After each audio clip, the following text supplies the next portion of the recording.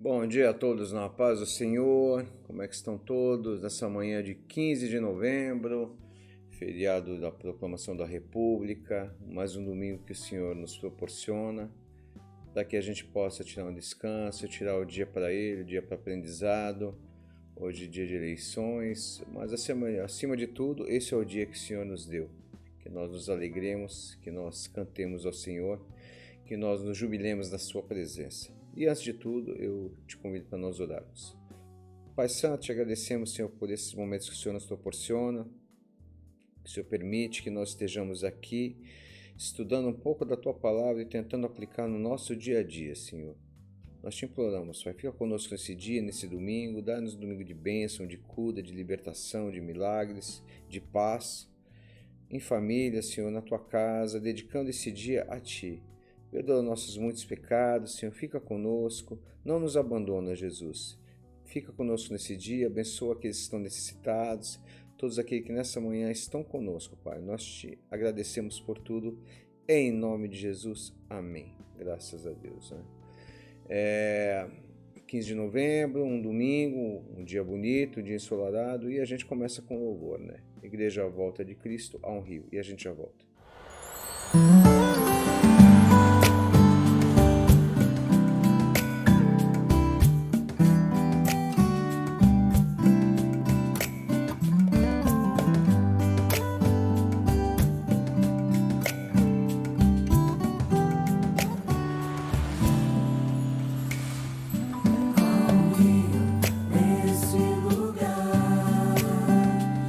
Procede do trono de Deus.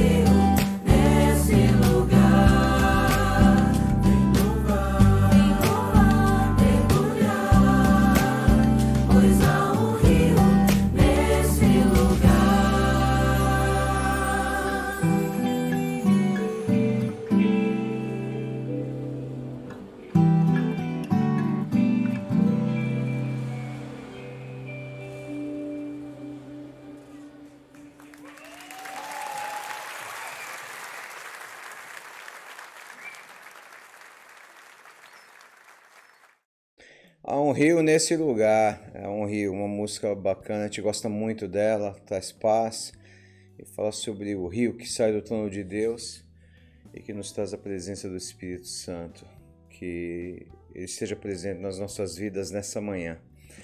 Lição 7, hoje vamos falar um pouco continuar falando sobre os amigos de Jó. A gente está estudando o livro de Jó nesse trimestre. E a gente já viu toda a história de Jó, viu que ele era uma excelente pessoa, temente a Deus. E ele era tão excelente que chamou a atenção de Deus que ele o elogiou quando o inimigo chega lá para visitar Deus, dizendo que não havia homem como ele na face da terra.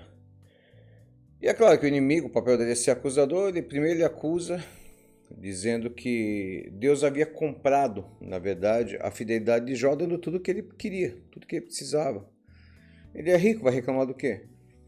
E a gente sabe o que acontece, Deus permite que Satanás toque no que ele tem, então ele perde riquezas, ele perde os filhos, e mesmo assim ele não blasfema, mesmo assim ele não culpa a Deus por nada, e mesmo assim quando Deus bota o dedo lá na cara de Satanás e fala, escuta, você está vendo? Você me fez uma acusação sem nexo. Ele falou, não, mas se ele ficar doente, se ele sentir dor, ele vai blasfemar. E aí Deus permite que Satanás toque uma chaga maligna na vida de Jó e ele fica com uma doença de pele, infecções e irreconhecível. Depois de um certo tempo, quando os amigos de Jó vão visitá-lo, eles não reconhecem e ficam 7 dias vendo que a dor era muito grande. Depois de 7 dias é que Jó começa a falar. E ele fala, ele amaldiçoou o dia do seu nascimento, ele meio que dá uma questionada por porquê daquilo. E aí os amigos começam a falar. A gente viu na semana passada que o primeiro que começa a falar é Elifas, e ele vem com aquela teologia que muita gente tem de dizer que somente os pecadores sofrem. Que aqueles que são justos de verdade, eles não sofrem, não deveriam sofrer por essa ótica. Quando a gente fala a respeito disso e cita principalmente o exemplo de Cristo, a gente já derruba isso tudo por terra. Porque se somente pecadores, se somente pessoas más sofrem, por que Jesus sofreu? E aí Jó existe, a gente viu na semana passada um debate muito grande, muito intenso, para derrubar isso por terra. O que mais machucava os amigos de Jó era o fato de que Jó, ele trazia argumentos que eram convincentes e colocavam em xeque toda aquela tradição de anos e anos. Era uma época em que a tradição tinha muito valor. Lembre-se, a gente não tinha Bíblia. Lembre-se que a gente não tinha o Pentateuco, lei, não tinha nada disso. Servia-se a Deus porque realmente deveria servir-se a Deus, sem nenhuma espécie de guia como nós temos hoje, que é a Bíblia. E aí quando o outro amigo de Jó começa a falar, o Bildade, que é o que a gente vai falar hoje, como diz a lição aí, se há sofrimento, há pecado oculto. Defendendo a tese de que o sofrimento só advém na vida da pessoa se ela tiver pecado. Isso corrobora muito o pensamento dessa época, que já era dessa maneira. Associava-se o que é ruim, maldição, coisas ruins, coisas difíceis, coisas desagradáveis a pecado. Uma teologia um tanto quanto simplória, né? Porque a gente sabe que todos nós estamos sujeitos a tudo. A gente comentava na igreja ontem sobre a mulher que foi procurar Eliseu, a viúva que teve o azeite aumentado. O marido dela era um servo de Deus. O marido dela conhecia a Bíblia, conhecia a lei, obedecia ao Senhor, mas morreu. E aí o que acontece? A gente chega à conclusão de que mesmo a gente sendo cristão, mesmo a gente sendo servo de Deus, a gente não está livre de coisas ruins, difíceis e desagradáveis acontecerem na nossa vida. É o que acontece. Jó deixa isso muito claro. E Bildade, ele vem com essa teologia. Escuta, Jó, se você está passando por isso, é porque você pecou. E ele chega ao ponto de dizer, seus filhos morreram porque pecaram. A gente vai ver isso aqui. Isso para um pai é muito difícil. Quem é pai, quem é mãe, sabe que mexe com o pai, mexe com a mãe, mas não mexe com os filhos. Aquilo deve ter doído bastante em Jó. como muitas vezes dói na gente quando tentam apontar algumas coisas, principalmente quando estão baseados nesse tipo de teologia tão simplória e tão danosa, de que o servo de Deus não passa problema, não fica desempregado, não fica doente, não morre, não passa por dificuldades dentro de casa, não, é só prosperidade, é só riqueza, é empresas, é carros, é dinheiro, é viagens. Isso não existe, a gente sabe muito bem. Mas muitas pessoas sedentas em busca desse tipo de coisa para a sua vida acabam abraçando essa ideia, por isso que essas igrejas estão repletas.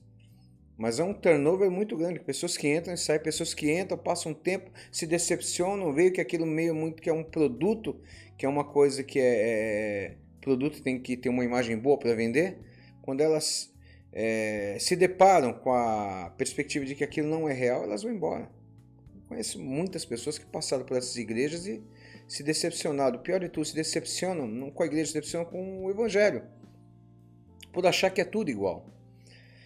E Bildade, quando ele começa a falar, ele fala exatamente isso. Olha, Jó, você tem algum pecado oculto aí. Desde o começo a gente nota que a intenção dos amigos não era consolar Jó. Era tentar entender por que aquilo estava acontecendo, encontrar um culpado, encontrar uma razão para aquilo estar acontecendo, para poder dar razão às ideias que eles já tinham, que eles divulgavam, as ideias que eles tinham, os conceitos que eles tinham. Corroborar esse tipo de tese.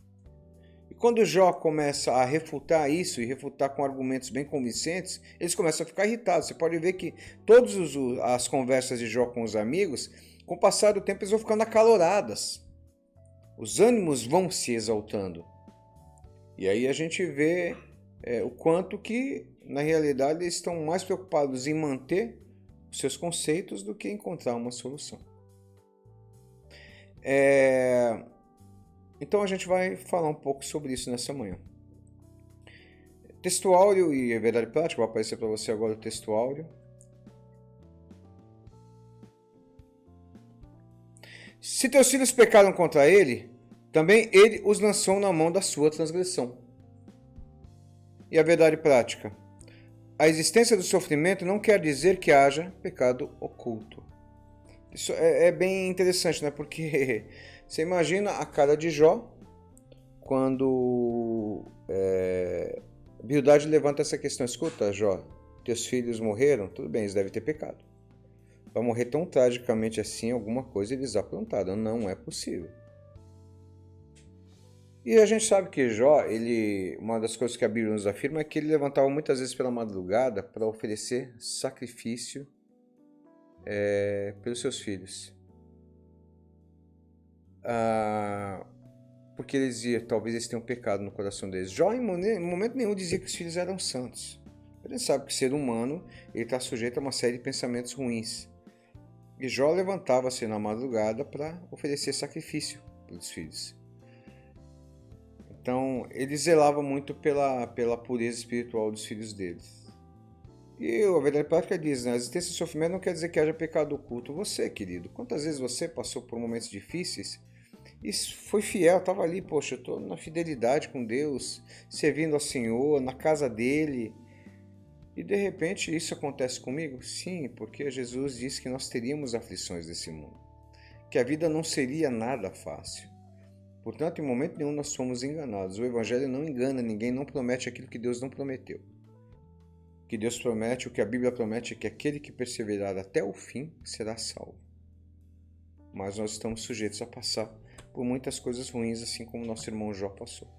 Vamos para a leitura bíblica, né? Jó capítulo 8. Então respondeu Bildade o suíte e disse: Até quando falarás tais coisas, e as razões da tua boca serão qual vento impetuoso?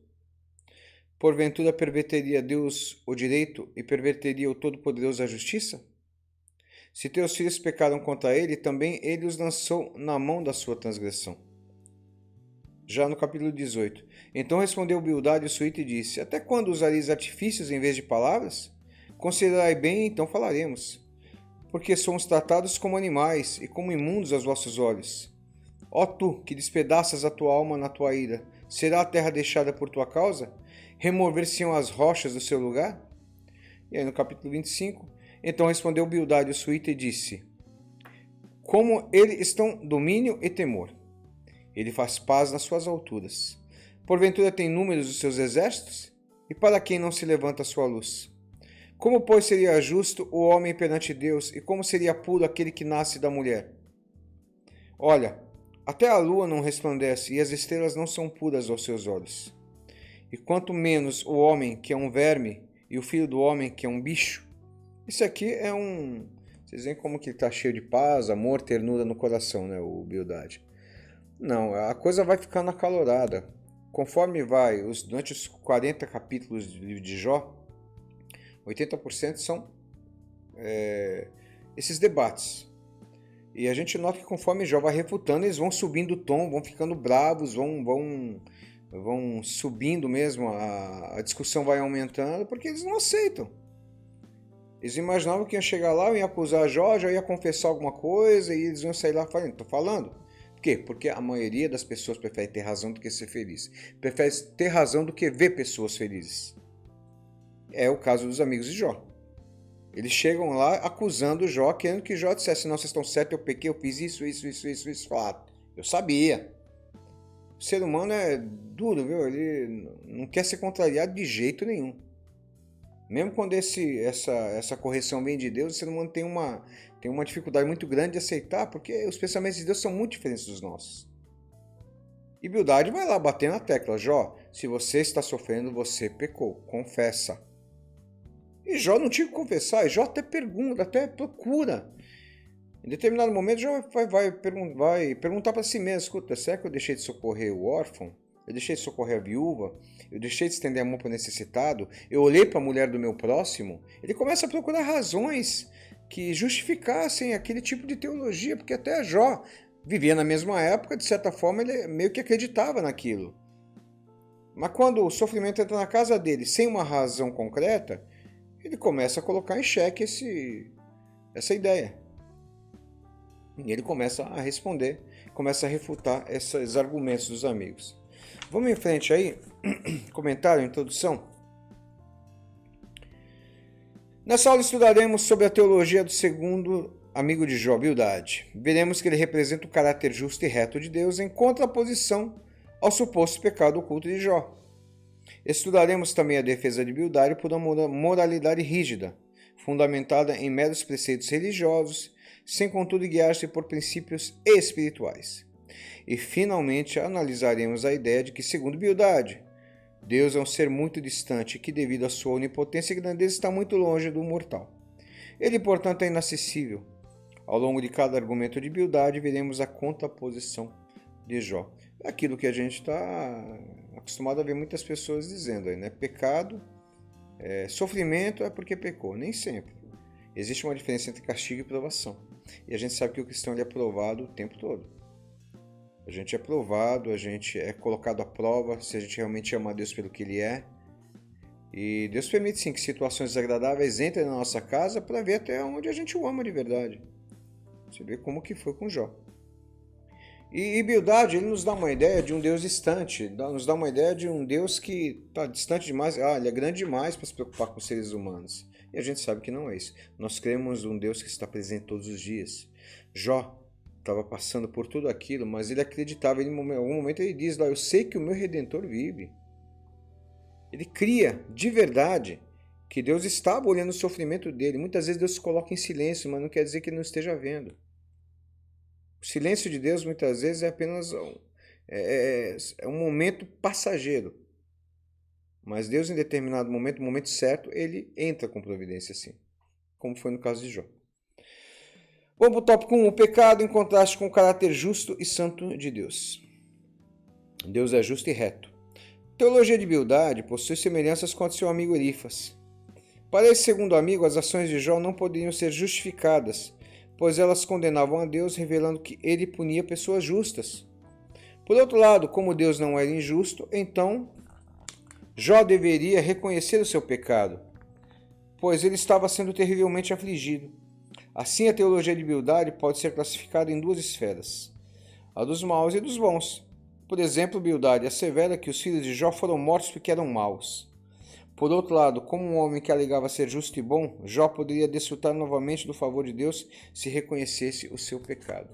Ele coloca as coisas de uma maneira muito dentro da óptica humana e muito simplória. Olha, Jó, teus filhos morreram porque pecaram. Morreram os 10, então os 10 pecaram? Todo mundo pecou ali? Os filhos que eram casados pecaram, as esposas, os filhos,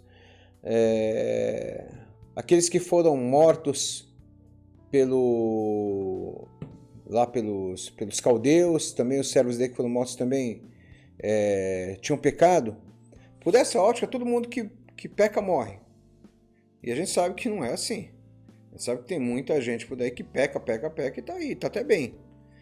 A gente não pode colocar as coisas nesses termos, porque não é assim que a Bíblia nos ensina.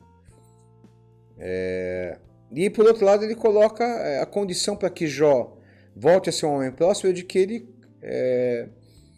ele reconhecesse que havia pecado. Conta para nós, Jó. Conta para a gente. E Jó, sinceramente, procurava e não encontrava uma razão que fosse justa o suficiente para ele chegar naquela situação. Então, por essa óptica, isso ainda tem muitos adeptos hoje em dia que acreditam verdadeiramente que o crente, o cristão que está em dificuldade é porque pecou. Nem sempre, irmão. Nem sempre. A gente sabe disso. Jó tinha plena convicção, mas para isso é necessário que, assim como Jó, a gente tenha plena convicção do nosso caminhar diante de Deus. Se a gente tiver plena convicção de como está o nosso caminhar diante do Senhor, a gente vai poder ficar um pouco mais tranquilo. Entender que, olha, é uma provação, é um momento, Deus está me provando, Deus está me colocando à prova, mas Ele não dá uma prova maior do que a gente possa suportar. Jó foi até o limite, olha, que limite. Deus foi até o limite com Jó. Mas ele, sinceramente, não conseguia entender o que estava acontecendo. Tópico 3 diz imperfeição humana. Diante da defesa teológica feita por Bildad, Jó pergunta: como se justificaria o homem para com Deus? Olha, Deus é infinitamente sábio e justo. Jó está consciente de que nenhuma perfeição humana o habilitará a aproximar-se de Deus. Dessa forma, a autopurificação não passava de presunção. Ainda que me lave com água de neve e purifique as minhas mãos com sabão, mesmo assim me submergirás no fosso, e as minhas próprias vestes me abominarão. A linguagem é poética, mas ele afirma objetivamente a doutrina da santidade de Deus e a pecaminosidade humana. Deus é santo e Jó um pecador. Entretanto, essa não era a questão para Jó. O grande questionamento dele poderia ser feito da seguinte forma: é verdade que onde há sofrimento há pecado? Seus amigos responderiam sim. Jó, um retumbante não. Deus já havia testemunhado acerca da integridade e da justiça de Jó. Isso deixa claro que nem sempre o sofrimento é fruto de uma imperfeição moral ou resultado de um pecado pessoal. Esse era o caso de Jó. Jó tinha convicção da sua conduta perante Deus. Jó tinha convicção de que ele procurava fazer o melhor todos os dias do Senhor. E fazer o melhor não significa ser perfeito, porque nós não somos perfeitos. Mas Deus enxergava a integridade de Jó, assim como enxergava a integridade de Davi, apesar de tudo que ele fez, e Davi foi chamado de um homem segundo o coração de Deus. Um homem que cometeu um assassinato, um adultério, que matou muita gente, que foi impossibilitado por Deus de construir um templo por ter as mãos sujas de sangue, mas era um homem segundo o coração de Deus, por quê? Porque era sincero. Então a gente entende que na esfera humana, Deus é muito realista conosco. Ser segundo o coração de Deus não significa ser perfeito, nós não conseguiremos a perfeição apenas na eternidade, quando formos transformados. Nós somos criados à imagem e semelhança conforme o caráter, conforme os sentimentos de Deus. Mas infelizmente não temos a sua perfeição. Jó era um homem que agradava muito a Deus, mas não era perfeito, totalmente perfeito. Ele tinha lá suas falhas, sim, mas ele era sincero. E segundo a gente acabou de ler aqui, ele tinha plena convicção de que por mais que ele fizesse, ele jamais ficaria limpo do pecado, porque ele havia nascido em pecado. Ele diz, olha que eu purifique minhas mãos, olha que eu lave as mãos com água da neve, que eu purifique minhas mãos com sabão. Mesmo assim, eu me sentiria sujo, porque é a minha natureza.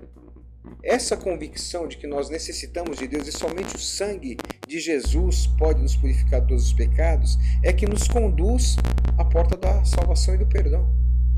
Nós temos que todos os dias lutar contra situações que surgem que podem nos tirar da presença de Deus. Você, querido, quantas vezes, nessa semana mesmo que se passou, quantas situações você viveu que poderiam perfeitamente te tirar da presença de Deus, você teve que dizer não, você teve que se posicionar, você teve que fazer uma auto-reflexão e dizer não, isso não agrada a Deus.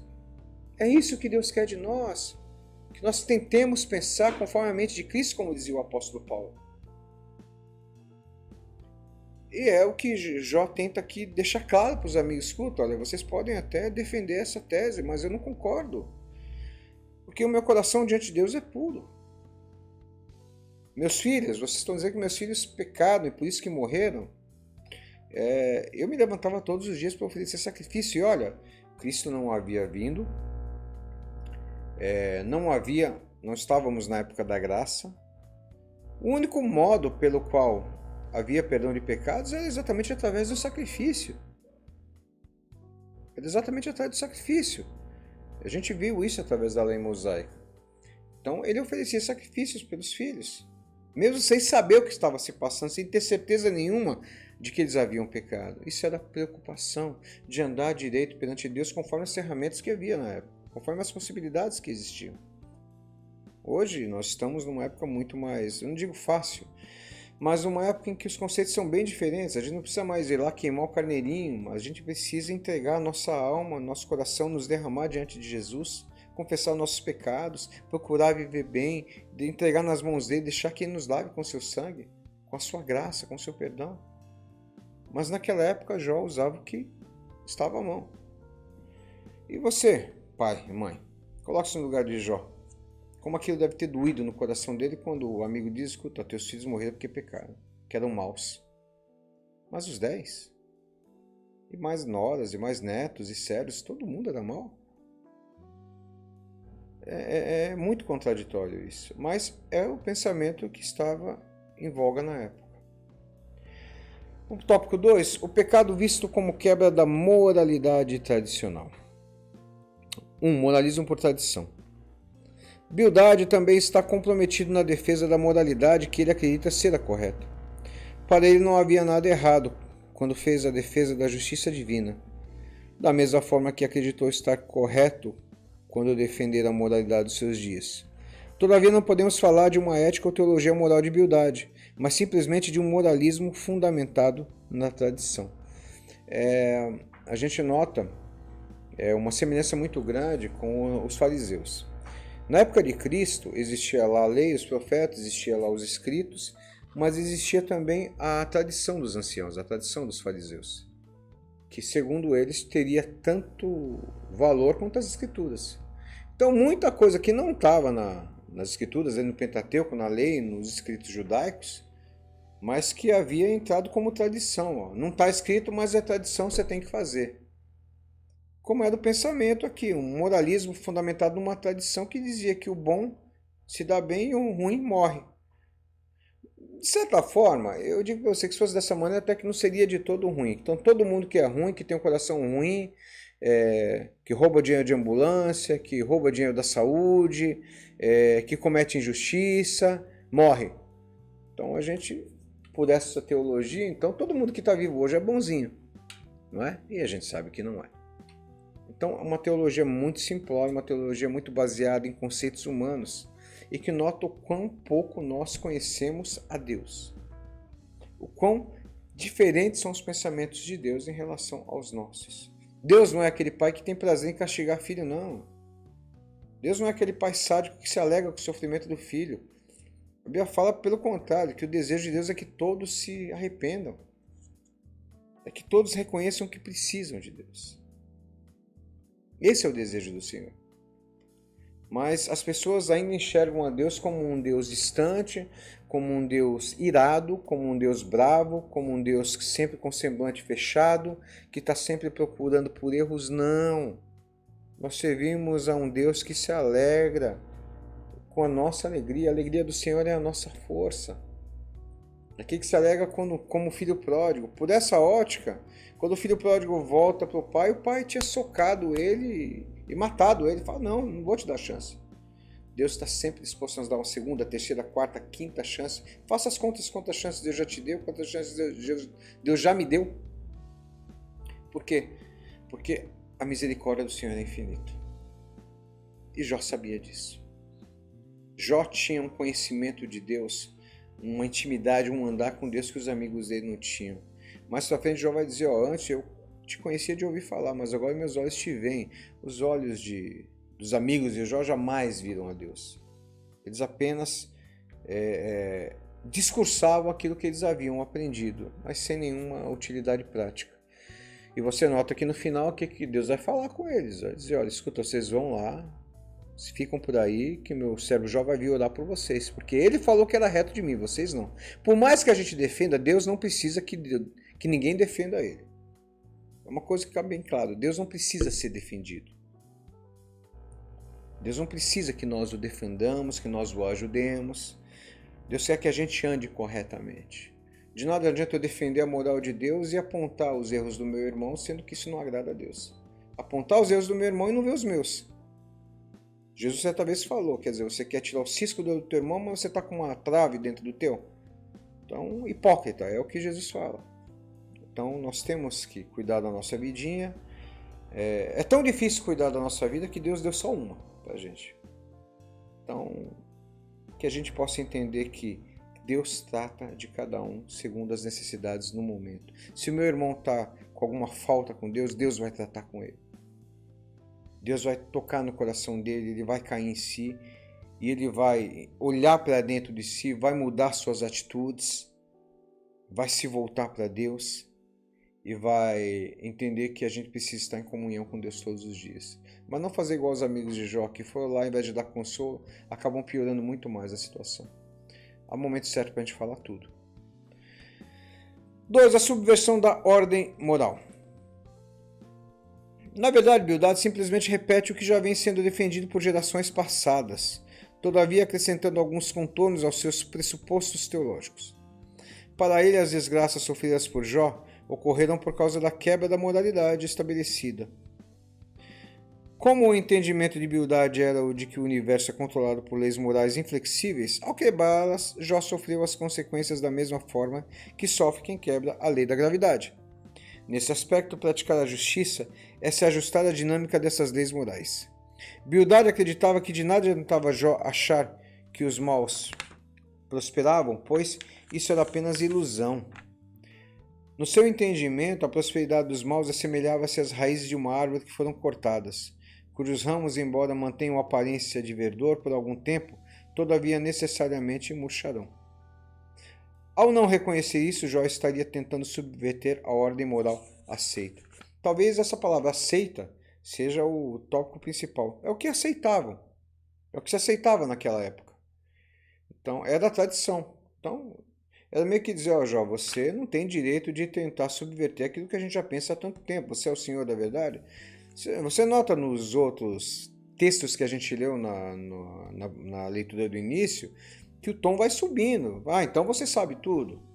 Então você vai querer dizer que a gente não sabe nada? Quer dizer que o universo se curva a seus pés? O tom vai subindo, eles começam a se sentir ofendidos. E o ser humano é complicado.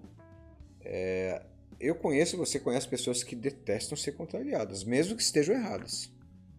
O ser humano é assim. Os amigos joram dessa maneira. Eles começam a ficar, eles vão lá, talvez até com uma intenção boa, mas eles acabam ficando bravos. Pô, como é que esse maluco doente, no estado que ele está, vai querer confrontar a gente? A gente está falando a verdade, ele que está em sofrimento, ele tem mais que reconhecer. A velha história, eu prefiro ter razão do que ver alguém feliz. Nem sempre isso é o correto. Parte 3. Contemplando a cruz. O capítulo 19 é dedicado à defesa de Jó. É inegável que Jó sabia que Deus atua em um universo moral e que tudo o que acontece está sob seu controle. O homem de Uzo estava convicto de que não havia quebrado nenhuma lei moral, sendo portanto inocente, e que o seu sofrimento não teria razão aparente. Mas diante das acusações dos amigos, ele está disposto a abandonar toda tentativa de se auto-justificar. Ele quer abandonar toda instância humana e apelar para um mediador, redentor, que defenderá a sua causa. Ele não quer mais se defender, ao invés disso apela para alguém totalmente justo, que vai ficar entre ele e Deus. É aí que ele contempla a cruz. Eu sei que o meu Redentor vive. A palavra Redentor traduz o hebraico Goel, e significa alguém que defendia um familiar quando este não podia fazer sua própria defesa. Os primeiros líderes da igreja entendiam que Jó predisse a ressurreição que será efetuada por Cristo no final dos tempos e da qual ele participará. O patriarca queria a intercessão desse justo, imparcial e eficiente mediador.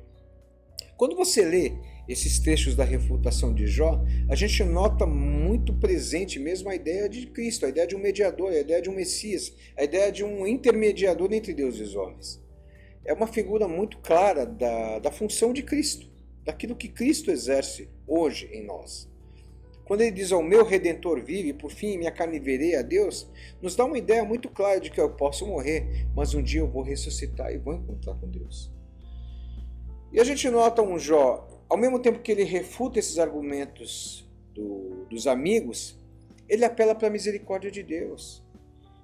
Ele, em momento nenhum, ele diz, olha, eu sou melhor que vocês e não sei porque eu estou pensando nisso. Eu não sei porque eu estou passando por isso. Mas vocês não têm moral nenhuma para falar comigo. Ele não fala isso. Jó, ele apela para Deus, ele fala, eu sei que eu sou pecador, eu sei que eu tenho as minhas falhas, eu sei que tudo aquilo que Deus proporciona na minha vida é justo. O que eu apelo é para que o meu Redentor contemple a minha situação diante de Deus, para que a minha situação seja modificada.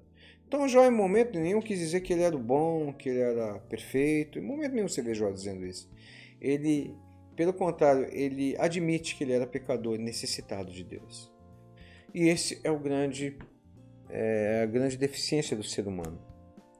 A gente vê Jesus Cristo certa vez contando a respeito do publicano e o fariseu que foram até o templo, e o fariseu, muito exaltado, deu lá uma quantia lá e começou a dizer assim, eu te agradeço porque eu sou bom, porque eu dou meu dízimo, porque eu jejuo, porque eu sou legal, porque eu sou justo, minha família é boa, eu sou honesto, e não sou igual esse publicano aqui não.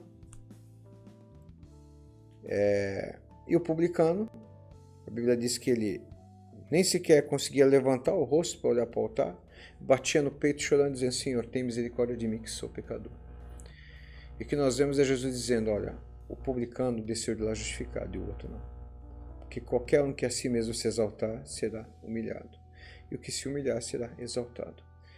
Os amigos de Jó chegam na presença de Jó dizendo, você está vendo, a gente está com saúde, a gente está bem, então a gente não pecou. Você pecou. Admita. Conta para nós, o que foi que você fez de tão feio assim? E olha, deve ser muita coisa. A gente está sentado aqui em todo o tempo do mundo, pode contar do começo. Tem gente que é desse jeito, né? Gosta de saber nos detalhes, né? Se alegra com a desgraça alheia. E a Bíblia não diz isso. A Bíblia diz que nós devemos nos alegrar com os que se alegram e chorar com os que choram. A dor do meu irmão tem que doer em mim. O sofrimento do meu irmão tem que doer em mim. E a alegria dele também tem que estar presente na minha vida. Eu tenho que me alegrar com a alegria do meu irmão. Não, mas tem muita gente que, quando o irmão é abençoado, ele fecha a cara para Deus. Ah, Deus é injusto, não é possível. Por que ele tem ou não tem? E nos esquecemos que Deus tem planos diferentes na vida de cada um. Deus tem histórias diferentes para cada um. Mas Deus tem o mesmo poder. Em algum momento a gente nota aqui, eu quando leio o livro de Jó, eu percebo que há uma certa satisfação dos amigos de Jó em vê-lo naquele estado. Porque aquilo iria corroborar as teses deles. A gente pensa que quem sofre é porque pecou. A gente pensa que quem é mal se dá mal. E olha aí, alguma coisa tem. Eles queriam sair dali com argumentos solidificados. Talvez para chegar em casa e falar, tá vendo? Olha, aconteceu isso, isso. Falar com um amigo agora, aquilo que eu falei para vocês é verdade. Quem é ruim se dá mal. Quem peca, sofre. E a gente sabe que não é dessa maneira. É muito parecido com Jonas, né? Jonas se senta ali do lado de Nínive ali, se começasse a cair fogo do céu e matasse todas aquelas crianças velhas e um monte de gente que estava naquela cidade, eu acho que ele ia ficar dando risada, se alegrar com o sofrimento alheio. Nada justifica a gente se alegrar com o sofrimento do próximo. Nada. Nós não temos esse direito. Deus não nos dá esse direito. Pelo contrário, a Bíblia fala que nós devemos orar pelos inimigos e pelos que nos perseguem. Então, os amigos de Jó em momento nenhum teriam o direito de se sentir até satisfeitos de ver na prática as suas teses sendo provadas. Se eles realmente eram amigos de Jó, eles deveriam se entristecer com aquela situação. Amém? Antes da gente continuar, vamos para mais um louvor, né? Vamos para mais um louvor, porque aqui o louvor não para. Move as águas e a gente já volta.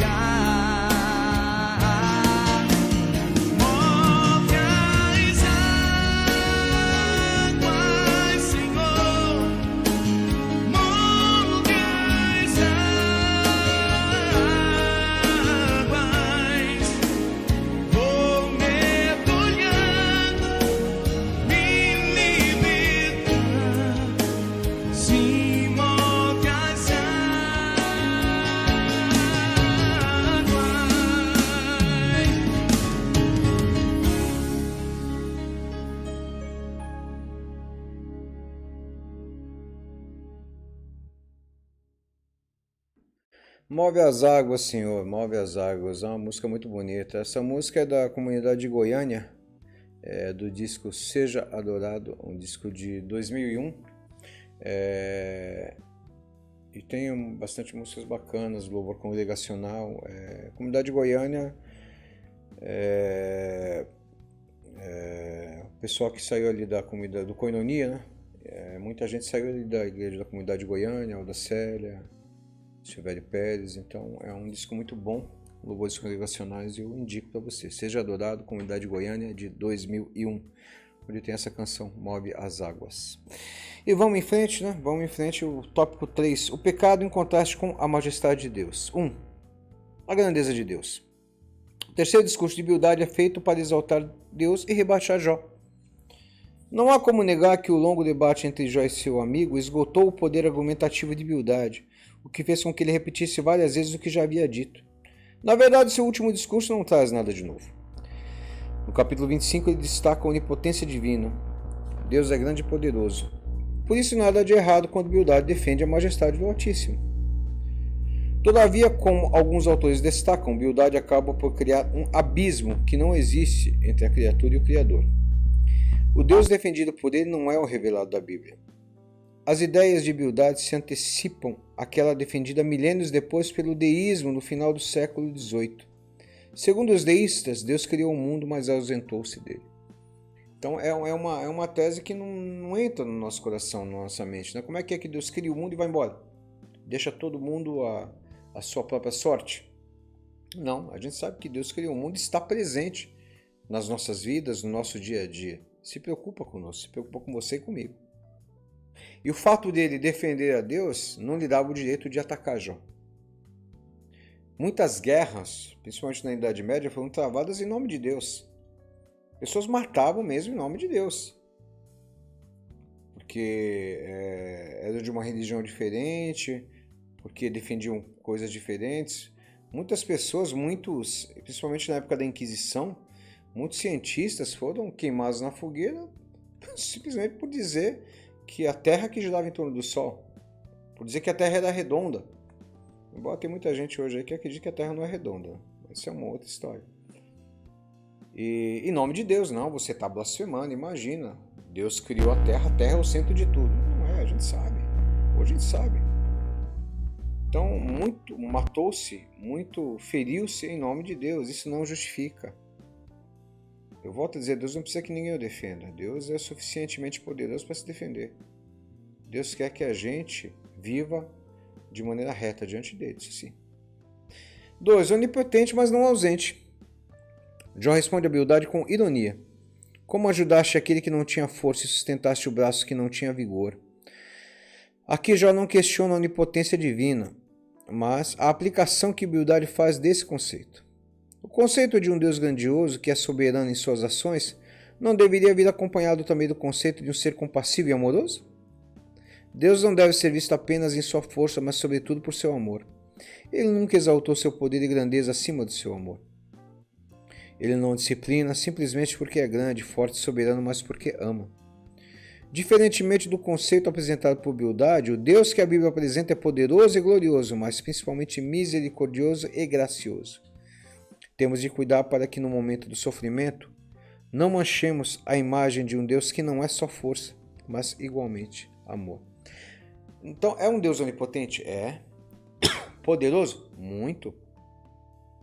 Mas é um Deus amoroso, é um Deus que, mesmo no nosso tamanho tão pequenininho, ele se preocupa conosco, se preocupa com você e comigo, com os nossos problemas, com aquilo que nos deixa infelizes, com aquilo que tira a nossa vontade de viver. Deus está preocupado, sim.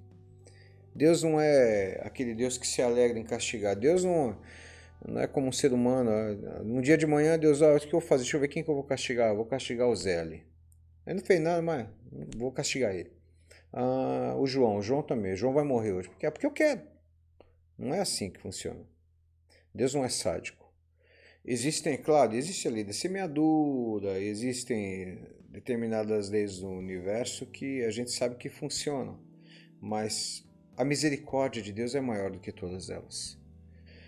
Portanto, tudo está condicionado às nossas tentativas diárias de fazer aquilo que é correto perante Deus. Deus entende quando a gente, mesmo quando a gente erra, tentando acertar. Deus conhece as intenções do nosso coração. E a gente vê que, mais uma vez, o tom vai subindo, eles vão ficando com raiva, porque Jó vai refutando os argumentos, vai contra-argumentando, vai dando argumentos convincentes de que eles estavam errados, e eles ficam bravos. Pô, como é que você vem querer dizer que a gente está errado? Não. Rapaz, ninguém tem direito de dizer que a gente está errado. Essas ideias estão de pé há milênios, e você agora vem querer contra-argumentar só porque você está passando por isso? Eles queriam dizer que Jó estava tentando se auto-justificar, só que Jó em momento nenhum tenta se auto-justificar. Pelo contrário, ele é o primeiro a admitir que é pecador, que é necessitado da graça. Por que precisaria de um redentor? Por que eu precisaria ser remido se eu não tenho falha nenhuma? Portanto, Jó se coloca na posição de pecador e necessitado.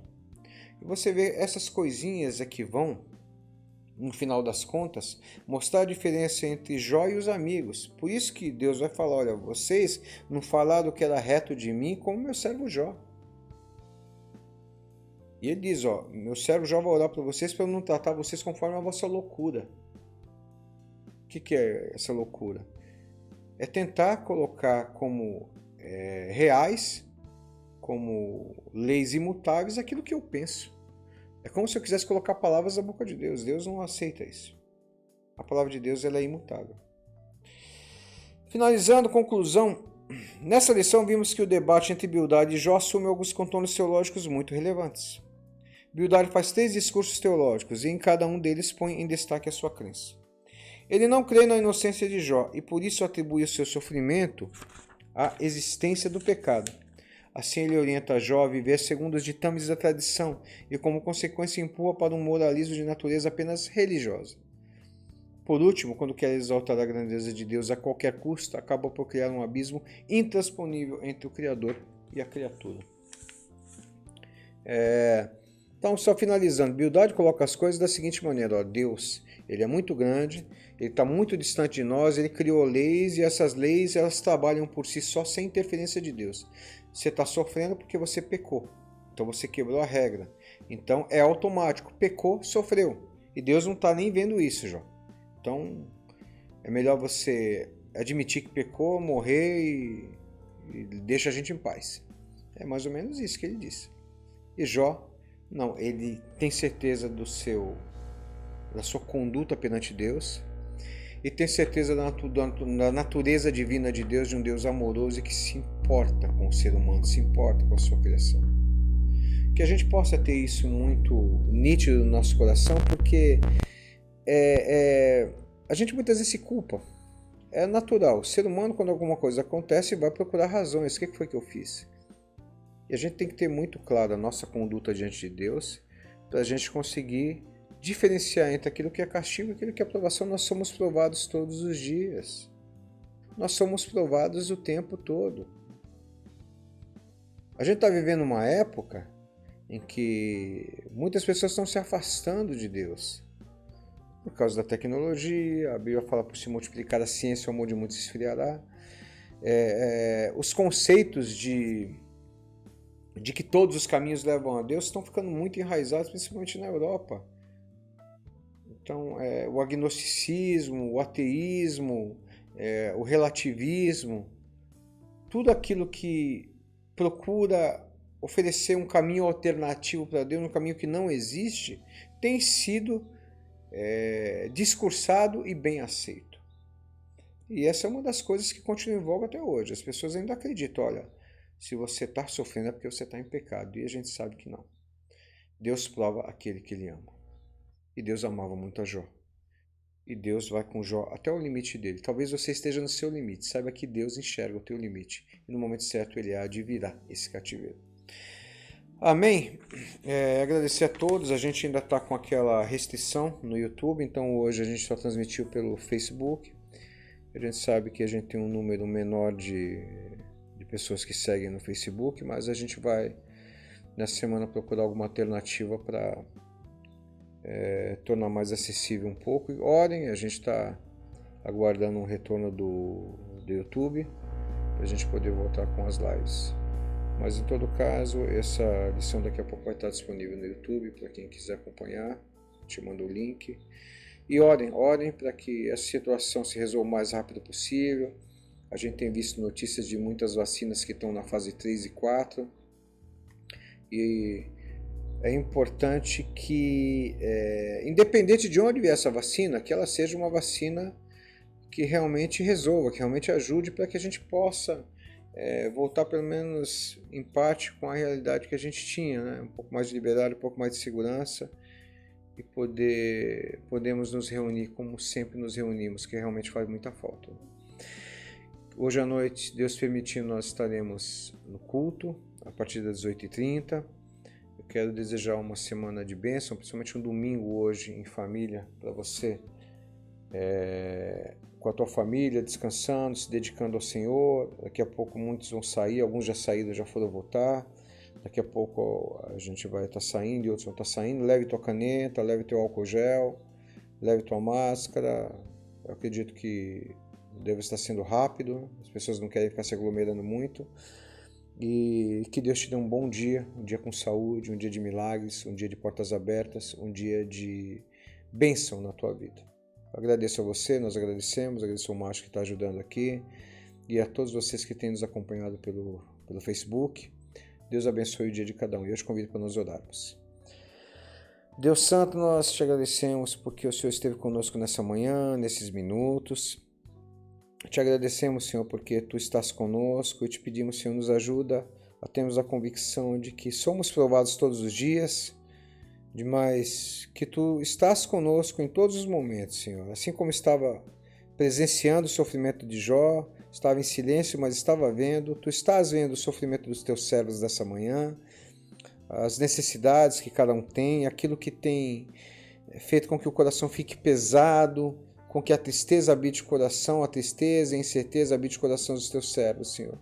Te pedimos em nome de Jesus, Senhor, que venha tirar essa tristeza, colocar alegria, converter o pranto em riso e dar a certeza que Tu estás atuando, que Tu és um Deus amoroso que se aproxima de nós através de Jesus Cristo, que se importa com os nossos problemas, que nos ama acima de tudo, Senhor. Perdoa os nossos pecados, Senhor, nos ajuda, fica conosco, nos ajuda a nos desviarmos do mal e Te agradarmos sempre. Te peço que dê um bom domingo ao Teu servo, à Tua serva, que seja um domingo de bênção, de harmonia, de paz, e que logo mais à noite possamos estar Te cultuando, nos alegrando na Tua presença, e tantos outros irmãos de outras denominações que estarão em suas congregações nessa noite, que sejam cultos abençoados, repletos do Teu Espírito Santo, Pai. Muito obrigado, Jesus, por tudo. Amém. Muito obrigado a você que esteve conosco nesses minutos, e a gente encerra com mais um louvor, né? Fruto de vida. Flor e canção. Deus te abençoe e até a noite, se Deus quiser.